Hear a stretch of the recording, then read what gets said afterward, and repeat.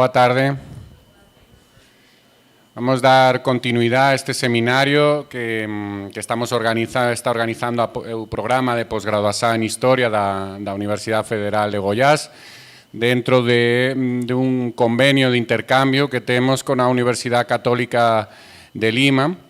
Y en este caso va a falar a profesora Maribel Arrelucea, que es formada en la Universidad de San Marcos, es profesora de la Universidad de Lima y también dicta un curso en la Universidad Católica de Lima. Y ella, como aconteció con el profesor Jesús hoy en la mañana, ella trabaja el tema de la escravidad.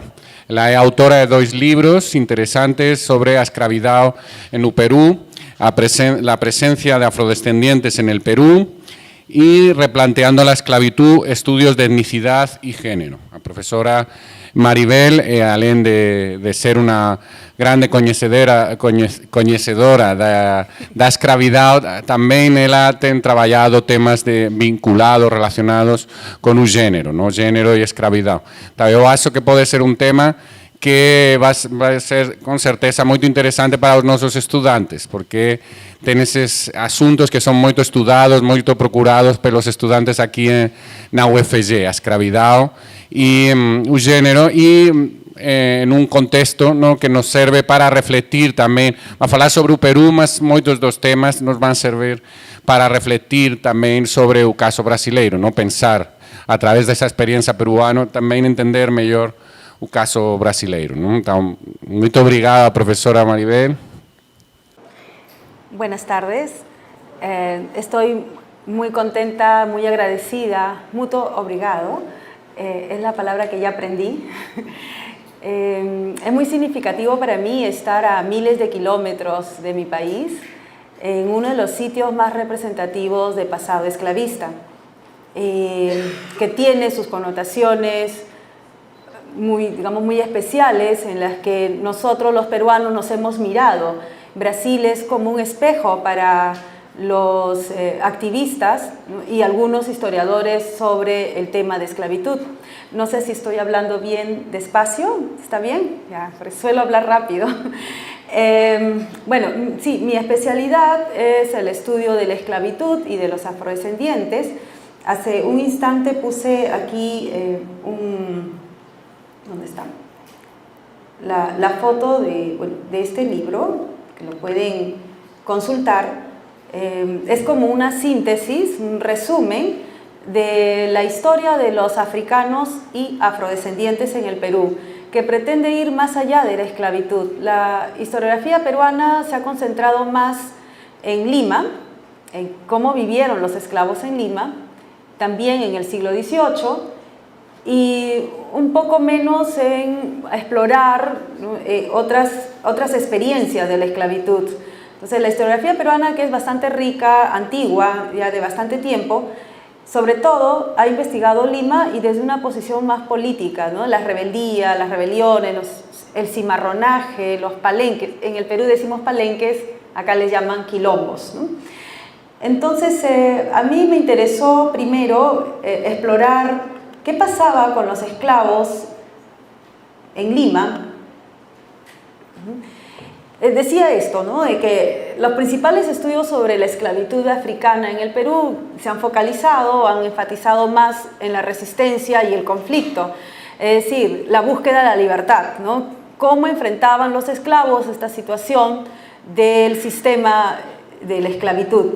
Entonces, sabemos mucho más sobre cimarronaje, que es la huida, los palenques, que acá les llaman quilombos, el bandolerismo, ¿no?, y algunos tumultos.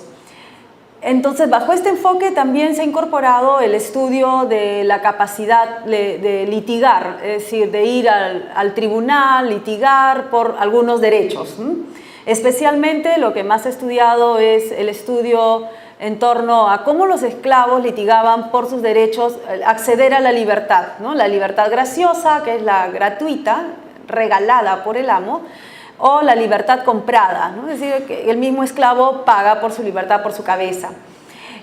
Sin embargo, lo que yo empecé así también investigando en torno a mi pregunta inicial en el pregrado fue ¿Por qué no hubo una rebelión de esclavos en Lima en el siglo XVIII, cuando la población esclava era casi la mitad de la ciudad?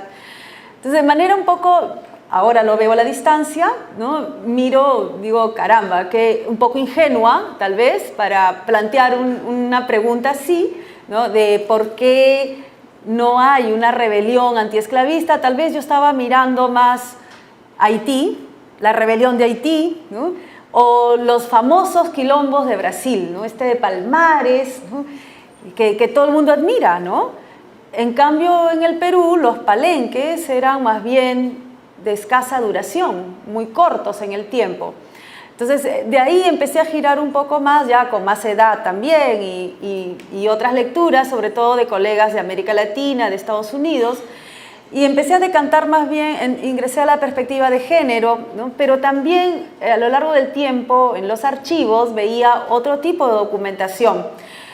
Hay otro tipo de documentación conservada en los archivos limeños en la que más bien se observa a hombres y mujeres que vivieron dentro de las estructuras esclavistas, algunos como esclavizados, ¿no? Y otros también, una vez que salían de la esclavitud, se liberaban, se convertían en dueños de esclavos, ¿no?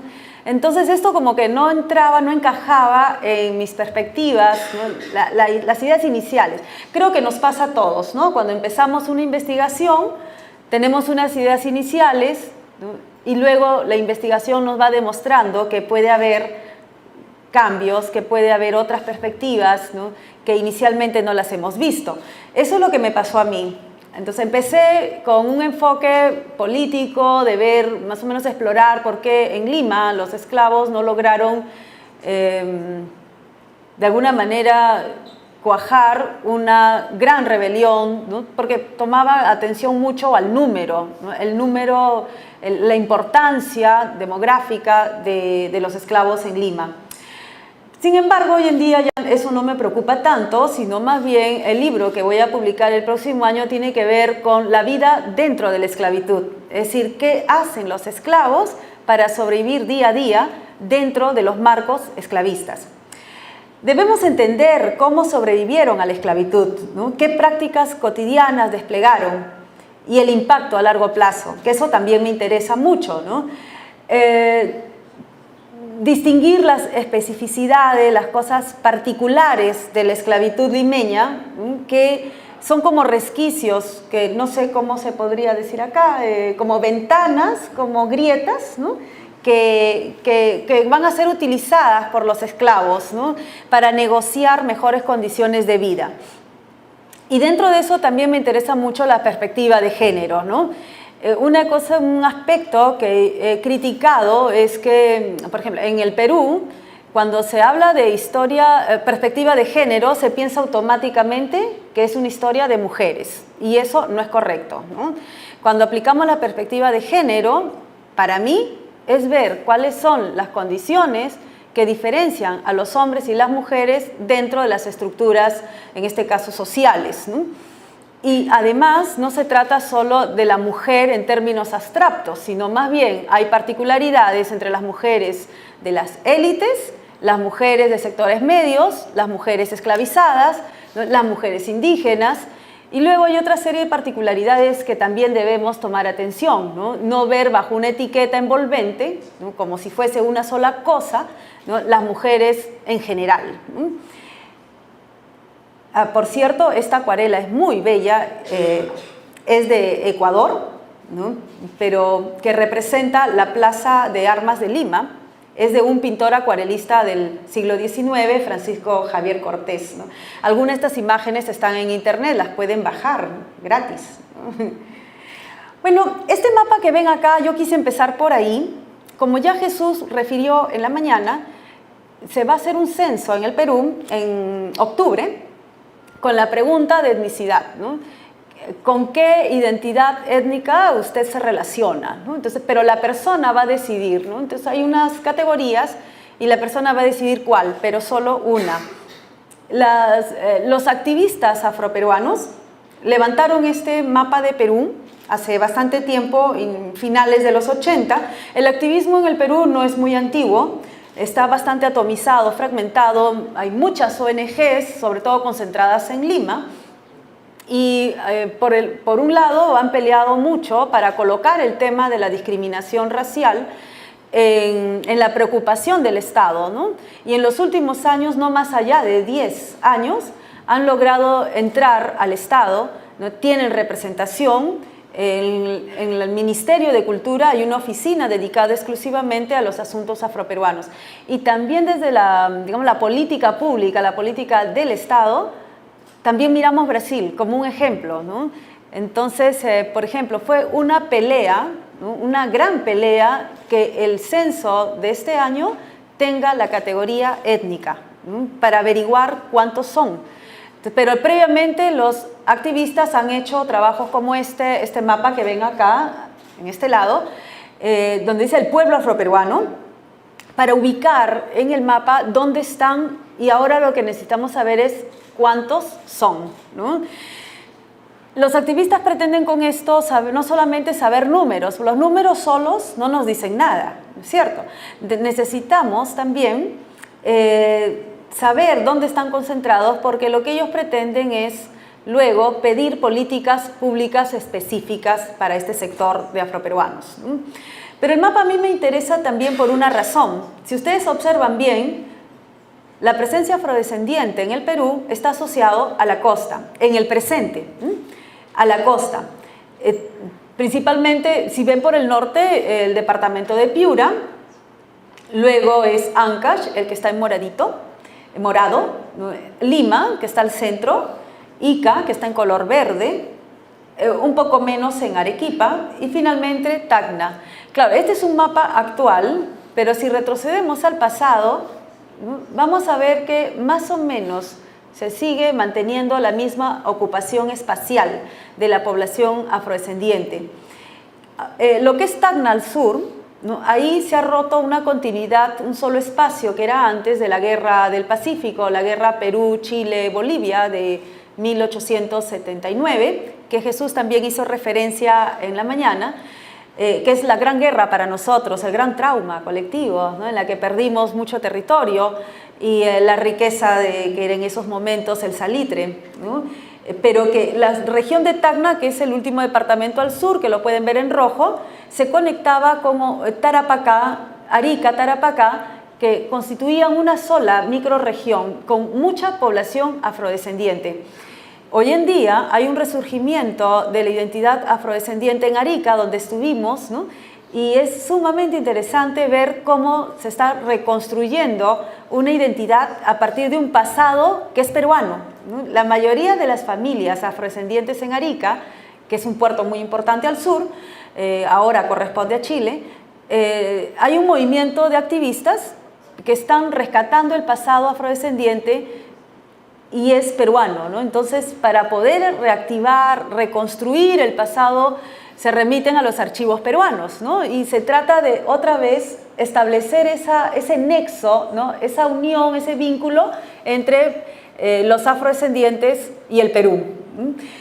Al otro lado tienen ustedes un gráfico que, bueno, trabajé el censo de 1791, que es el censo más completo que se tiene para la época colonial. Uno puede ver ahí, obviamente, la columna más alta que corresponde a la costa central, ¿no? Cómo los afrodescendientes y africanos se concentran en la costa, pero especialmente en la costa central y Lima, ¿no? Entonces, esto nos remite a algo que ya lo han visto otros historiadores, de la escasa población africana esclavizada, apenas un 3.7% de la población total del virreinato. Entonces, el peso demográfico en números es escaso. Sin embargo, la presencia de los afrodescendientes y africanos en el Perú es transversal al territorio y la sociedad. El impacto cultural es muy rico, inmenso, ¿no? Más allá del número. Y pasando a Lima, que es el espacio que yo trabajo, el mismo censo nos indica en números, ¿no? La presencia, por ejemplo, de españoles alrededor de 34%, y la de las castas y los esclavos, al sumarlos, tenemos ahí alrededor de 44.6% de la población total de la ciudad, mucho más que la de los españoles, ¿no? Como bien señaló uno de los historiadores que más me gusta, que se llama Flores Galindo, él muy tempranamente, en el año 84, señaló la importancia de la población esclavizada y libre en la ciudad de Lima, ¿no? Hay todo un imaginario, una construcción de la imagen sobre Lima como una ciudad de balcones, una ciudad de tapadas, no sé si saben lo que es una tapada, una mujer cubierta por un manto y que solo se le ve un ojo, y que los viajeros y los pintores del siglo XIX cantaron mucho. Sí, acá se puede ver en la imagen una mujer inclinada, ¿no? Está con su manto, ¿no? Y lo que señalan los... ¿Tienes un puntero, no? Pero ahí, sí, ahí están las mujeres. Ah, tengo un mouse, es cierto, pero acá no funciona. Sí, acá está. Acá tienen una mujer sentada, reclinada, otra aquí, que se está cubriendo con el manto, y aquí hay un conjunto de 3 mujeres apiñadas, juntitas, muy juntas, que parecen una sola, con 3 cabezas, ¿no? La imagen de este Mauricio de Rugendas es mostrarnos una ciudad abigarrada, ¿no? Una ciudad donde todos están codo a codo, juntos, dando la sensación, ¿no?, de que no hay conflicto, que la gente vive tranquilamente unos con otros al margen de la calidad, el color de piel, ¿no?, las castas y estas categorías que aparecen en los censos, y más parecen de los censos y de nuestras cabezas como historiadores que de la realidad, ¿no? Pero eso es lo que estaba proyectando Mauricio de Rugendas, ¿no? Entonces, Lima, que ha sido cantada, imaginada como una ciudad de blancos, con balcones, pasado colonial, español, en realidad, si miramos el censo, más población afrodescendiente que española, ¿no? Y eso nos permite marcar también algunas preguntas. ¿Qué significó? ¿Qué impacto cultural pudo tener? ¿O cómo marcó las relaciones sociales cotidianas dentro de las estructuras de la ciudad, ¿no? Lo que sabemos del trabajo esclavizado en Lima, y aquí voy a resumir casi toda la historiografía peruana, es que los esclavos hacían todo tipo de trabajo, ¿no?, pero secundario. ¿En qué sentido? Porque está combinado con otras modalidades de trabajo. Es decir, la mano de obra esclavizada no era la única ni la dominante, sino más bien era complementaria. Un segundo punto muy importante es que la mayoría de los esclavos podían generar ingresos propios y a su vez poder adquisitivo, podían comprar cosas, ¿no?, sean domésticos, jornaleros urbanos y rurales, artesanos, peones, cualquiera, ¿no? A veces uno imagina al esclavo como un ser totalmente incapaz de generar ingresos propios, no tener dinero, no tener ingresos, ¿no?, y eso lo convierte pues en un objeto, una mercancía, y que no tiene contacto con el mercado. Sin embargo, la esclavitud en Lima nos muestra más bien esclavos moviéndose mucho y con actividades más allá del trabajo para el amo, ¿no? El siguiente punto también es de suma importancia, porque la mayor parte de la historiografía peruana separa claramente el espacio urbano del espacio rural. Haciendas por un lado, ciudad por otro lado, como que si fuesen mundos divididos, fragmentados y que nunca se tocan, no hay contacto, ¿no? Más bien la documentación de archivo nos muestra esclavos, personas y mercancías dando vueltas, circulando profusamente, ¿no? Así que hay una circularidad intensa entre el puerto, que está bastante cerca de la ciudad hasta el día de hoy, y las haciendas, ¿no? Y las haciendas, cuando hablamos de haciendas para Lima, no es la plantación como acá, ¿no?, o como en el Caribe, en el que la hacienda es una propiedad inmensa. Más bien en Lima lo que predomina es la pequeña y mediana propiedad. A veces el propietario decía mi hacienda y en realidad era una chacra, ¿no?, una cosa pequeña, ¿no?, pero por cuestiones de estatus, de prestigio, decía mi hacienda, ¿no?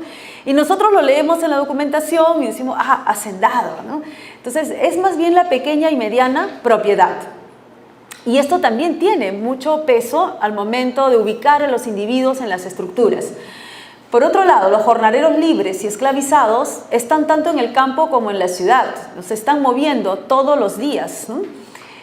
Y por último, la experiencia de la esclavitud en todos los sectores sociales, ¿no? Cualquier persona con dinero podía comprarse un esclavo, ¿no? Hombres, mujeres, ¿no? Cualquiera, incluso una persona que había sido esclavizada y salía de la esclavitud también podía comprarse un esclavo. Así que no había restricciones. Por lo tanto, la experiencia de la esclavitud no solo es de la persona esclavizada, sino también del que esclaviza, ¿no? Y es transversal, desde españoles, indígenas y africanos y afrodescendientes, ¿no? Este punto es de suma importancia. A veces idealizamos el pasado, ¿no? Pensamos que un esclavizado que ha sufrido tanto al momento de liberarse no puede ni debe tener esclavos, ¿no? Y con eso cometemos también un anacronismo, ¿no? Es decir, miramos el pasado desde nuestra perspectiva, desde nuestro imaginario, necesidades, ideales, ¿no? Y creemos que la gente del pasado debe funcionar igual, ¿no? Entonces, en este punto, por ejemplo, hay toda una discusión con los activistas, porque ellos no imaginan, no pueden concebir que un esclavizado al liberarse puede comprarse otro esclavo, tratarlo mal, golpearlo, ¿no? Tratarlo terriblemente mal. ¿Por qué? Porque asumen que debe haber solidaridad, ¿no? Pero esa es nuestra perspectiva actual, que no podemos exigir al pasado, ¿no? Que haya solidaridad probablemente, pero también hay conflicto entre esclavizados y libertos, ¿no? Así que todo esto configuró diferentes experiencias dentro de la esclavitud y fuera de ella, ¿no? En un vínculo continuo que va marcando las estructuras de la esclavitud en Lima. Estoy hablando del caso de Lima, porque también hay particularidades, la forma como se inserta la esclavitud en el norte peruano, lo que es Piura, Trujillo, donde ahí sí hay mayor presencia de haciendas, grandes extensiones de haciendas, o en el sur, Tacna, Arica, Tarapacá, donde también hay fuerte presencia de esclavitud con haciendas, ¿no?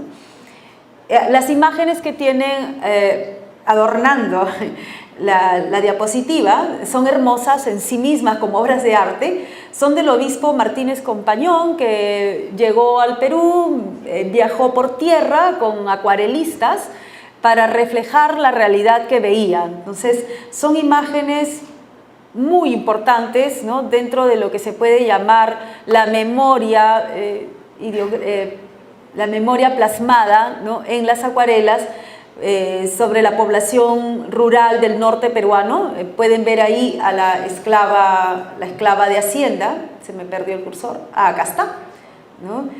Es muy bella, ¿no? Sencillísima, pero donde ya nos remiten algunas cosas, como por ejemplo los pies descalzos, ¿no?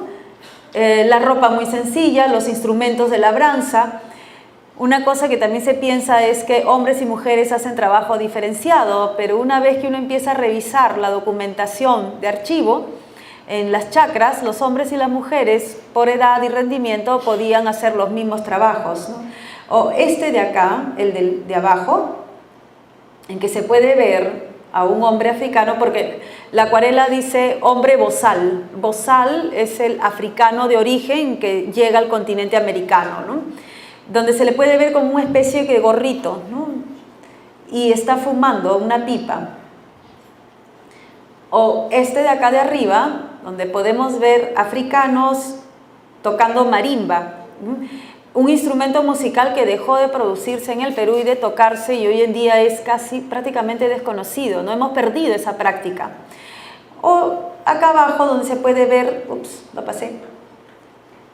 el trabajo cotidiano, ¿no? De los esclavizados. Entonces, ese es el marco general, ¿no? Pero aparte de eso, ¿qué hacen los esclavizados, ¿no? Las estructuras a veces aplastan al individuo, ¿no?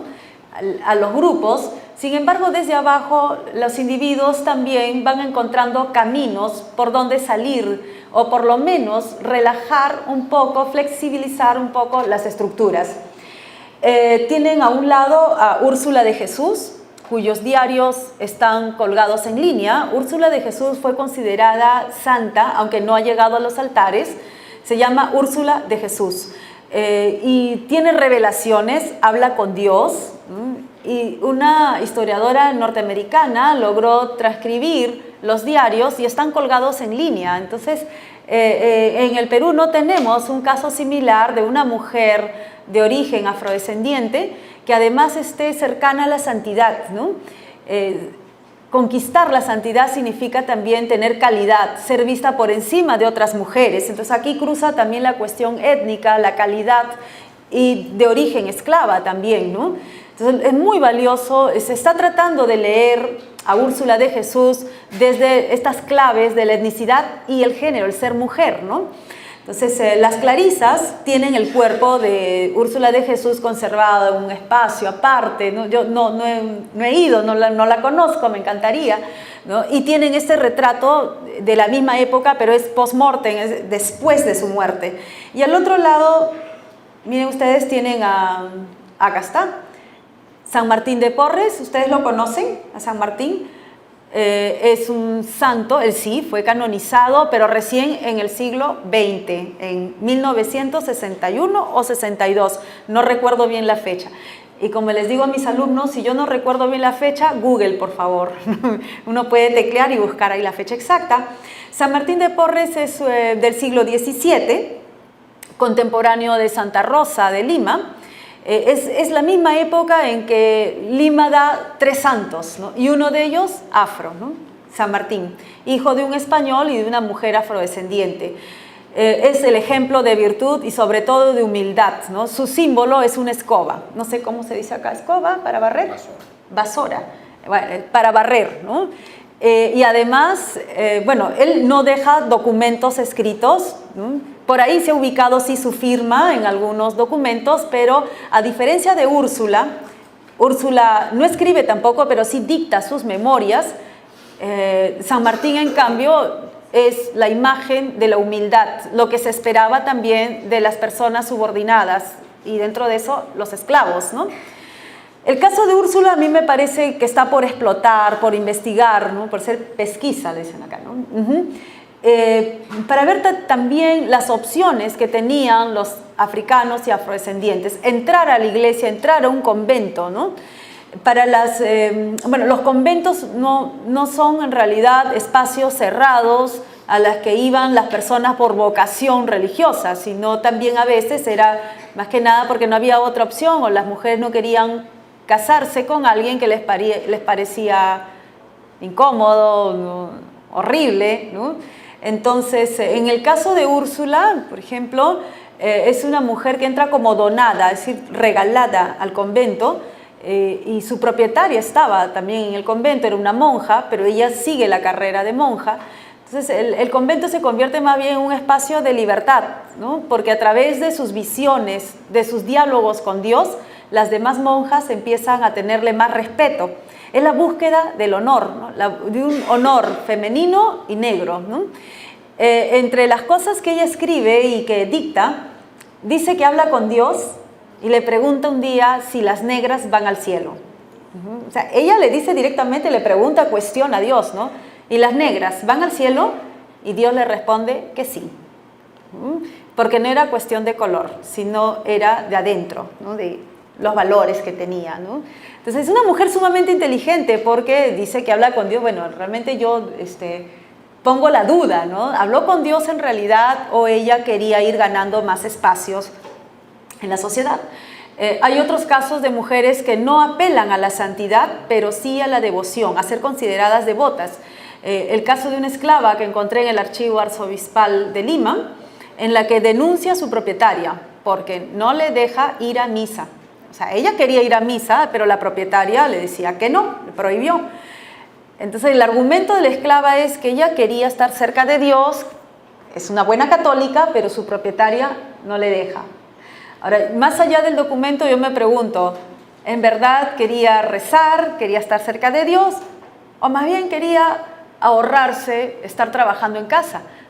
Claro, ya no me va a contestar ella porque no está, es una mujer del siglo XVIII, ¿no? Pero es interesante estos pequeños atisbos, estas pequeñas huellas que van dejando en la documentación y que me permiten un poquito también ver más allá de lo que puede ser una relación esclavista, digamos, vertical, ¿no? Lo otro, en la parte de arriba, en la parte superior, esto de acá, es un plato considerado típico, ¿no?, de los afrodescendientes en la costa central.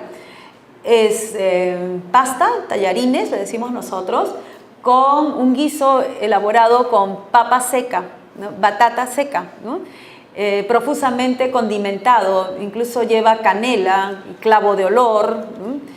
Es una mezcla, ¿no?, en la que se reconoce como una herencia africana, con elementos nativos de Perú.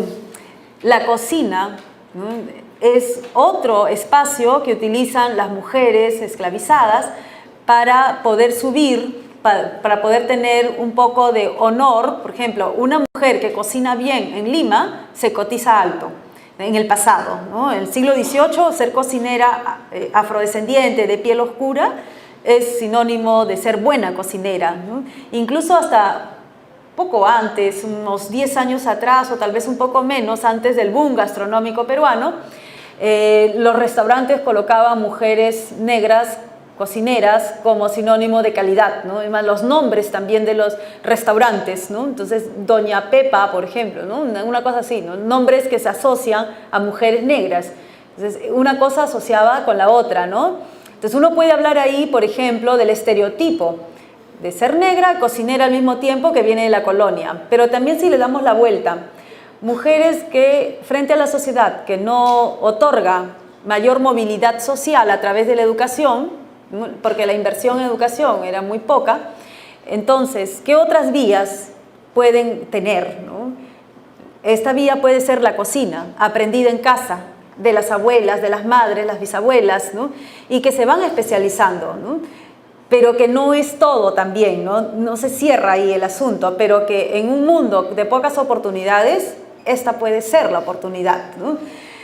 Y luego por aquí tenemos la música, ¿no?, que es otra vía también de ascenso social, ¿no? Entonces, sea la religión, la devoción, las cofradías, la comida, la música, o también la arquitectura, que se ha explorado bastante, la presencia de trabajadores, de escultores, pintores, ¿no? La crianza de niños en el Perú se llama ama de leche y era sinónimo de negra, ¿no? Y es más, los médicos a fines del siglo XVIII recomiendan que los niños tomen leche de mujeres negras, ¿no?, porque se suponía que era más nutritiva, ¿no? Hay un médico famoso, Hipólito Unanue, que recomendaba, ¿no?, los bebés son muy débiles, que tomen de la ama de leche negra, ¿no? Pero eso funcionaba en Lima, ¿no? En cambio, amas de leche en Cusco eran indígenas, ¿no?, porque es otro escenario, ¿no? Las mujeres dentro de la esclavitud pues no están sometidas de una manera, a un modelo tan rígido, ¿no? Hay un nivel de negociación en el que las mujeres pueden llegar a un acuerdo con los propietarios. Hay mujeres, y eso se debe a una razón, al momento de ser compradas, Lima es un mercado en el que se compraba y se vendía gente esclavizada, y hay un margen de negociación en que un esclavo puede escoger quién va a ser su propietario. Eso, la primera vez que yo lo leí en la documentación no lo entendía, ¿no? Pero en Lima, del siglo XVIII, y eso se mantiene hasta la abolición, en 1854, un esclavo, para ser vendido, le dan una boleta, un papel, donde dice, vendo este esclavo por tantos pesos, por 500 pesos. Y el esclavo va con esa boleta y se pasea por las calles. Tiene varios días de plazo. Y entonces él puede escoger a quién venderse, ¿no? Y luego va donde su propietario le presenta a su futuro amo y que hagan la transacción. Eso es difícil de entender, ¿no? Porque uno piensa que el sistema esclavista es más rígido, ¿no? Bueno, y ese momento en el que los esclavos conocían a los potenciales compradores era el momento de negociar, ¿no? Y llegaban a un acuerdo. Por ejemplo, las mujeres se preocupan mucho por tener sus espacios de sociabilidad, tiempo para sus amigos, sus amigas, para poder dormir con su marido, con su esposo, ¿no? La ley eclesiástica decía que eran 2 días a la semana, el derecho se llamaba, bueno, ¿cómo se llamaba? El derecho de dormir con el esposo. Tiene un nombre muy específico. Entonces, al momento de decirle, bueno, tú me vas a comprar, ok, pero a mí me gustaría dormir con mi marido 4 días. Y el futuro propietario podía decir, bueno, 4 mucho, 3, llegaban a un acuerdo, ¿no? Y eso se respetaba. Ahora, ¿cómo nos enteramos nosotros? Porque hay momentos de tensión en el que el propietario no respeta. Además, es algo basado en lo oral. Es un compromiso no por escrito, sino oral. Entonces, llega un momento en que el propietario, por supuesto, ejerce su derecho, le dice, nada, no va a entrar acá tu marido, solo 2 días, dice la ley, y se acabó. Bueno, ¿qué hace la esclava? Va al tribunal eclesiástico y se queja. Y que eso es un peligro de que puede romper su matrimonio. Y para la iglesia es muy sensible en la defensa del matrimonio. Tiene también un contexto, ¿no? Para entender esto. No es que la iglesia defiende el derecho de los esclavos al matrimonio porque sí. Es más bien, tiene que ver con una preocupación para evitar los amancebamientos, es decir, la convivencia, ¿no? Las uniones ilegítimas. Y también una preocupación muy marcada entre las autoridades civiles y eclesiásticas por los hijos ilegítimos, porque la mirada es que los ilegítimos alteran el orden, ¿no? Todo ilegítimo se desvía, es un desviado, ¿no? fuera de lo normal. Así que la iglesia está muy preocupada por evitar, ¿no? Que los esclavos también tengan relaciones fuera del marco matrimonial y hijos fuera del matrimonio. Así que las esclavas, ¿no? Negociaban convivencia, hora de lactar para sus hijos, horas de visitas para sus hijos, y en una ciudad pequeña como Lima, un esclavo podía trabajar acá y a 4 cuadras tener a su hijo esclavizado con otra familia, entonces pedía tiempo para visitar, ¿no? Pero también tienen otras preocupaciones, ¿no? No solo es la maternidad o la vida sexual, ¿no? y afectiva con la pareja, sino también, por ejemplo, negocios, ¿no? Muchas mujeres están invirtiendo pequeños montos, están como prestamistas, taberneras, o sea, dueñas o administradoras de tabernas, bares, ¿se puede decir bares? ¿No? Pulperas, que es como la tienda o chingana, muchas carniceras, vendedoras, ¿no? Cocineras, lavanderas, y eso les permite ahorrar. No son todas, por supuesto, ¿no? Y se nota más un sector que va emergiendo, que va subiendo a fines del siglo XVIII. Entonces eso permite el ahorro, la acumulación de dinero. Las estrategias para acumular dinero son muy variadas. Por ejemplo, una esclava de chacra o de hacienda, en la mayor parte de haciendas y chacras en el Perú y en Lima en particular, otorgan una parcela a cada esclavo que tiene familia. Entonces el esclavo varios días a la semana trabaja en su chacra y lo que cosecha o lo usa, ¿no? Para su consumo o lo vende. Incluso feriado, domingo, la gente suele salir de las chacras para irse a la ciudad a vender su producción. Puercos, casi dice puerco, chanchos, ¿no? Cerdos, también pueden tener caballos que los alquilan, cuyes, son unos roedores que se comen en el Perú, gallinas, patos, huevos de aves de corral, verduras, así que pueden tener animales, criarlos, engordarlos y luego venderlos en la ciudad o en los tambos, que son como unas tiendas en el camino. Y van ahorrando dinero, ¿no? Entonces, ¿para qué es el dinero? A través de testamentos de libertos o de pleitos entre esclavos y amos, uno puede ver que sí, le da importancia a la libertad personal, comprar su libertad, pero no es lo único. También mucha gente tiene dinero para estar en las cofradías. Las cofradías son como hermandades, ¿no? Dentro de la iglesia. Y entonces les interesa mucho pertenecer a una cofradía. La cofradía termina siendo como un club, ¿no? Donde uno tiene que pagar, ¿eh? Hay un pago mensual, pero los beneficios son muchos. Por ejemplo, participar en todas las procesiones y en un sitio privilegiado, ¿no? Cierran las comparsas, la gente espera las cofradías de esclavos y las cofradías de africanos porque son muy llamativas, dan la nota de música, la nota, digamos, alegre, ¿no? Todo el mundo espera el momento en que desfilan los africanos y los afrodescendientes. Además, la cofradía permite cubrir algunas necesidades básicas, como por ejemplo el velorio y entierro de los miembros de la cofradía. Una vez al mes, me parece, en algunas cofradías de más dinero, se sortea la libertad de uno de los miembros, ¿no? Y si muere un cofrade, la viuda y los hijos reciben un dinero para que se puedan mantener después de la muerte del padre, ¿no? O del esposo.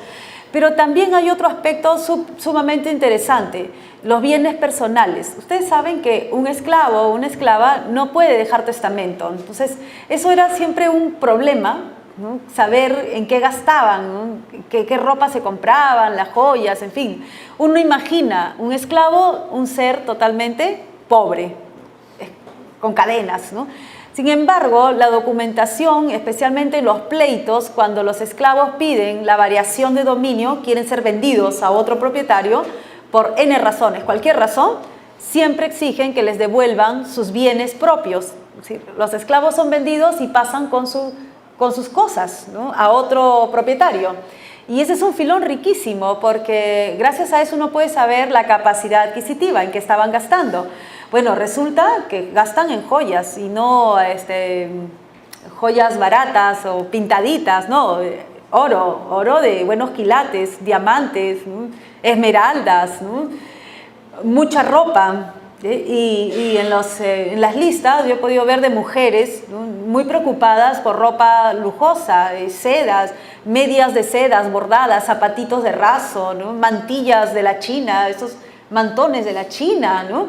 Y en el caso de una esclava en particular que pelea con su amo por sevicia espiritual, es decir, tuvo relaciones sexuales con el propietario pero no le dio la libertad. Entonces la ley decía que si habían relaciones sexuales previa promesa de libertad, debía darse, ¿no? Bueno, ella, Josefa Escalé, en su lista aparece ropa de cama muy lujosa de seda, su colchón, su cama con doseles como de princesa, así, ¿no? Un lujo espectacular, ¿no? Muchos muebles, ¿no? Ollas, platos, en fin, no sé, caramba. ¿Pudo ser algo particular, anómalo? A partir de los testamentos no parece tanto que sea una cuestión muy particular, muy raro en Lima, ¿no?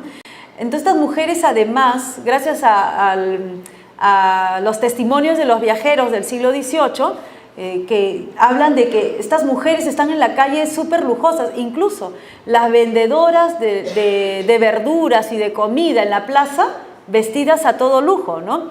Entonces eso nos lleva a pensar también las cuestiones de cómo marcar un poco de honor a pesar de ser mujeres y ser afrodescendientes. Entonces, ¿qué mecanismos se empleaban para ganar un poco de honor en el espacio público? Puede ser la ropa, el vestido, ¿no? El abanico, qué sé yo, ¿no? La foto que tienen en medio, estos son grabados del siglo XIX y esta en particular es una foto del archivo Curret, que es del siglo XIX también y representa a una ama de leche. Es una de mis favoritas porque el contraste es intenso entre el niño súper blanco, ¿no? Y la ama de leche incluso con velo, ¿no? En ropaje oscuro. En otras fotos los niños eran fotografiados y la ama de leche no aparece, solo se ven sus manos. Está sosteniendo al bebito y ella abajo, ¿no? Se están negando y al mismo tiempo de todas maneras está presente, ¿no? Mutilada pero presente, ¿no? Porque la servidumbre estaba presente en las casas, ¿no? Tenía mucha presencia no solo en la crianza, en toda la vida cotidiana dentro de la casa, ¿no? Y más de alguien se quejó de que además tenían mucho peso, tomaban decisiones, eran casi como unas tiranas, ¿no? Las amas de leche, las cocineras de la casa.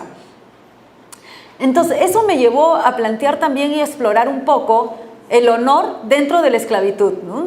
Durante mucho tiempo, pues pensamos en la esclavitud como gente desarraigada, pobre, sin honor, totalmente aplastados por las estructuras. Sin embargo, a pesar de esos estigmas, que puede ser riqueza, pobreza, hombres, mujeres, ¿no?, gente ilegítima, etcétera, las africanas y sus descendientes reclamaron y negociaron un tipo de honor, digamos, plebeyo, ¿no?, desde los sectores populares. ¿Cómo así? En la documentación uno puede ver cómo se presentan estas personas en los tribunales. Es muy importante cómo la gente se autoconstruye, ¿no?, una identidad que pueda ser vista en los tribunales para negociar derechos, ¿no? Entonces, porque de eso dependía una buena sentencia o una sentencia no tan mala, digamos, ¿no? ¿Cómo se presenta la gente? Pues uno, apelando al matrimonio legítimo, en un contexto en que la Iglesia y las autoridades civiles también están muy interesados en mantener, ¿no?, el matrimonio legítimo. Entonces, demostrar que uno es casada y velada por la Santa Madre Iglesia Católica da algunos puntos, ¿no?, que es mucho mejor que ser una amancebada, ¿no? Amancebada es mujer, ¿no? O trabajo también. He leído infinidad de veces las mujeres, las esclavas que están en la calle. Ojo, estar en la calle significa estar desprotegidas, estar al alcance de un hombre, ¿no?, de no tener honor. Por ejemplo, eso es fatal para una mujer de élite. Pero para una mujer de sector popular que está trabajando en la calle, eso es cuestión de todos los días. Entonces tiene que reconstruir el honor a partir de otras cosas. Como por ejemplo, ser trabajadora honrada, ¿no? Las mujeres se defienden también diciendo, pero yo trabajo, ¿no? O sea, no soy ociosa, porque también siglo XVIII, ser ocioso y ser ociosa está mal visto, ¿no? Entonces decir, yo trabajo. O cualidades, ¿no? Decir, no tengo tacha. Eso también marca el valor de un esclavo o las posibilidades de ser vendido fuera de la ciudad, que es algo que se defiende mucho entre los esclavos limeños, ¿no? No quieren ser vendidos fuera de la ciudad. ¿Por qué? Fuera de la ciudad la única posibilidad son haciendas de Nazca. Las haciendas en Nazca o en Ica son de tipo de plantación, ¿no?, en que el esclavo está trabajando de manera sistemática, encerrado en los galpones, tal vez con grilletes, ¿no? Entonces le tienen mucho miedo. He encontrado muchas referencias a propietarios que tienen problemas con sus esclavos, un poco díscolos, un poco rebeldes, y bastaba nada más la advertencia, ¿no? O sea, te enderezas o te mando a una hacienda en Nazca, ¿no? De inmediato, ok, ¿no? Miedo a ir a una hacienda. Y aquí en Lima la contraparte, ya que no hay ese tipo de haciendas, son las panaderías, ¿no? Una panadería es un sitio donde se prepara pan, pero la mano de obra es esclavizada. Y en su mayor parte son delincuentes que estaban en la Real Audiencia y en vez de mandarlos a la cárcel, los mandaban a las panaderías. Entonces el Estado se libera de la carga de tener al esclavo, al reo, y de otro lado el propietario recibe el jornal de ese esclavo, ¿no? Y muchos propietarios que tenían muchos problemas con sus esclavos mandaban a estos a las panaderías porque así los iban a tener en un solo sitio, bien seguros, trabajaban totalmente con grilletes, ¿no?, y con golpes, pero además recibían el pago. Entonces, no tener vicios, no tener tachas, significaba también estar como limpio y evitar ser vendido fuera de la ciudad. Otra cosa que reclaman algunas mujeres, en el caso de las mujeres, es el estado de doncella, ¿no?, de estado virginal. Yo he visto un solo caso en que una mujer reclame que es virgen, es pura, ¿no?, y que sus propietarios la han castigado de alguna manera. Porque fue el caso de Juana Gorochategui, de fines del siglo XVIII, una chica de 16 años. Para nosotros es una adolescente de 16 años, una chica de 16 años para mí es casi una niña, pero en el siglo XVIII ya era una mujer, ¿no?, una mujer que incluso ya tenían hijos. Pero esta chica reclama que se vicia, que su propietaria la ha castigado y le ha levantado las faldas mostrando sus partes íntimas en la calle, y siendo ella de estado virginal, ¿no? Usualmente una esclava, si era violada, no podía luego reclamar que era violada, ¿no? Podía hablar de estupro, porque hay una diferencia violación, estupro en español y en las leyes del siglo XVIII. Pero en el caso de una esclava, se suponía que no tenía honor, entonces no podía reclamar por violación. Pero esta chica reclama que ha sido expuesta, que le han mirado sus partes íntimas, ¿no? siendo ella doncella, ¿no? Entonces, y reclama abiertamente por sevicia, ¿no? Ahora, este caso es interesante porque es una chica de 16 años que la experiencia de litigar lo tiene primero su hermana mayor. O sea, ella ya sabe cómo litigar, cómo dirigirse a los tribunales, porque tiene una hermana mayor que logró su libertad, ¿no? Litigando con el mismo propietario. ¿Y cómo me enteré? Porque el propietario, felizmente, lo dice, ¿no? Dice, que esta chica, ¿no? Como pleitista, como que le gusta pelear, ¿no? Dice, claro, la hermana le ha metido esas ideas en la cabeza, ¿no? Y después busqué el expediente, efectivamente, la otra hermana también litigó, ¿no? Y parece que encontraron una forma, ¿no? Cómo hacer las cosas, ¿no? ¿Qué se debe decir, cuándo, a qué se debe apelar, quién debe ser el nexo con el tribunal? Entonces, a fines del siglo XVIII, un porcentaje importante de esclavos y libertos pugnaron por apropiarse de categorías menos, en el Perú las categorías menos lesivas, ¿no? Menos así como insulto, son mulato y pardo, ¿no? Negro, más bien todo el mundo huye de la categoría negro porque está asociado a esclavitud en Lima y en el Perú.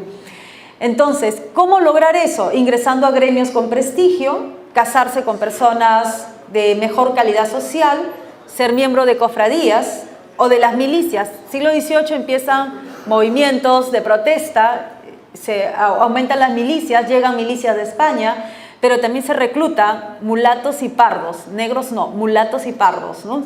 Entonces, y además tienen leyes especiales, salario, entonces entrar a las milicias resulta ser otra opción, aparte de la religión, entrar a los conventos, ¿no? La santidad, ¿no?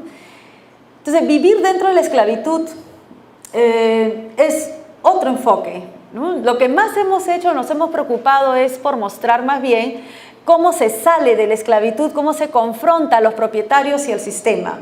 Más bien a mí lo que me interesa es ver cómo la gente logra sobrevivir negociando dentro de la esclavitud, ¿no? Y lo que se puede ver es a partir de las prácticas cotidianas, ¿no? Que fueron también fundamentales, ¿no? Para reformar las estructuras esclavistas, ¿no? Y a mí me parece que son tan importantes como las rebeliones, como los palenques o quilombos, ¿no? Pero son diferentes ¿en qué sentido? Las acciones violentas nos muestran en un instante el estallido de la violencia y los cambios que puede haber. En cambio, las prácticas cotidianas como esta, por ejemplo, con quién casarse o cómo negociar la venta, ¿no? El precio, o cómo ser buen siervo, ¿no? Buen esclavo, son prácticas lentas en el tiempo, prácticas que pasan desapercibidas, ¿no? Y que no tienen tanto protagonismo. Tal vez por eso a los historiadores les ha llamado más la atención estudiar un palenque, el cimarronaje, los tumultos, las rebeliones, ¿no?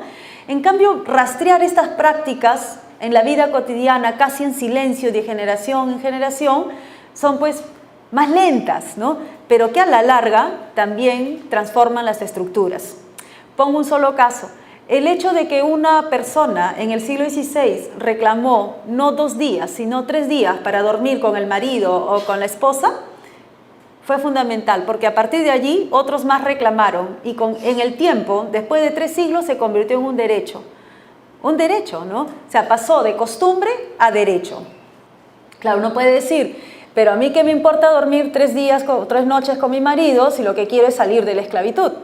Pero si no se puede salir de la esclavitud, ¿qué buscamos? Mejorar las condiciones en las que se vive, ¿no? Relajar un poco, flexibilizar un poco las estructuras, ¿no? Entonces, a mí me interesa esto, ¿no? Cómo se van aplicando prácticas cotidianas que se transmiten de madres a hijas, ¿no? Una cosa impresionante también es la capacidad de litigio que tienen las mujeres, ¿no? Abuelas acompañando a las nietas, madres a hijos, ¿no? Muchas de las mujeres representan a los hombres en los tribunales, ¿no?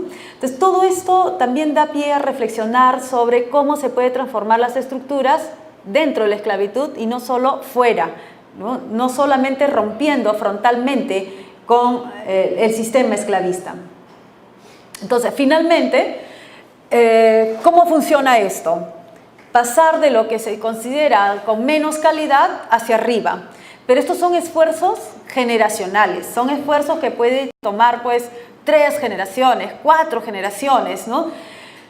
¿Quiénes están más abajo en el sistema, lo último, lo inferior, ¿no? Ser bozal. Bozal es el que llega de África, no habla el idioma, no conoce nada, aterriza, ¿no? Entonces está considerado, incluso es mirado como el más salvaje, entre comillas, ¿no? Bozal negro, esclavo, sin especialidad, no tiene empleo, no tiene una destreza, pertenecer a sectores populares y ser pobre, ¿no? Estar dentro de una panadería, una hacienda, ser peón de chacra, dependiente, sin ganar dinero y sin redes. Eso es lo peor. Así llegan todos, con esa condición, entre el siglo XVI a inicios del siglo XIX. Sin embargo, ¿qué hacen los esclavos una vez que ya se insertaron en la sociedad? Empiezan a jugar hacia arriba, tejen redes, ¿no? Por ejemplo, matrimonio, tener hijos legítimos, bautizados, ¿no? Ser miembro de una cofradía, participar en la misa, que el cura los conozca, estar casado legítimamente, ¿no? Pasar del mundo doméstico sin nada de dinero, compartir, por ejemplo, mucha gente puede ser doméstica, pero también en horas libres trabajar ganando algún dinero como jornalero o vendiendo comida o postres. Entonces, eso puede brindar algún tipo de dinero. Si se es de sectores populares, ir escalando, aunque sea un poquito, ¿no? Hasta conseguir algo de dinero. O no tener especialidad, pues muchos esclavos litigan con sus amos y también negocian para tener alguna especialidad, aunque a veces como que no les va muy bien, ¿no? Por ejemplo, el caso de Manuel Fandiño, un joven, muy jovencito, esclavo doméstico, y le pide al propietario, como sea, que él quiere ser peluquero, no sé cómo se llama acá, coiffure, peluquero, que le corten el cabello. Eso. Y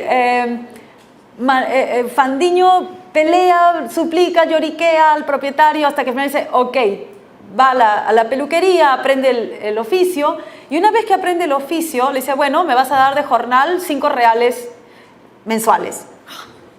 Entonces ahí se da cuenta este chico que era demasiado trabajo, y luego suplica a su propietario para no regresar otra vez como doméstico. Es que también hay una cuestión ahí de que está calculando si es mucho trabajo, poco trabajo, ¿no? Pero hay otros esclavos que más bien quieren ser jornaleros y no quieren ser domésticos, y viceversa, también es del otro lado. Es que tiene que ver también con qué tipo de trabajo se hace, cuánto se percibe, cuánto va para el amo, cuánto se queda para la persona, ¿no? Ok, y luego tienen estas categorías de casta que va desde el negro hasta Quinterón, ¿no? Quinterón ya es casi blanco, ¿no? O pasar de bozal y la siguiente generación a criollo, ¿no? Es decir, ya nacido en el Perú, nacido en América, es mejor visto que un bozal, ¿no?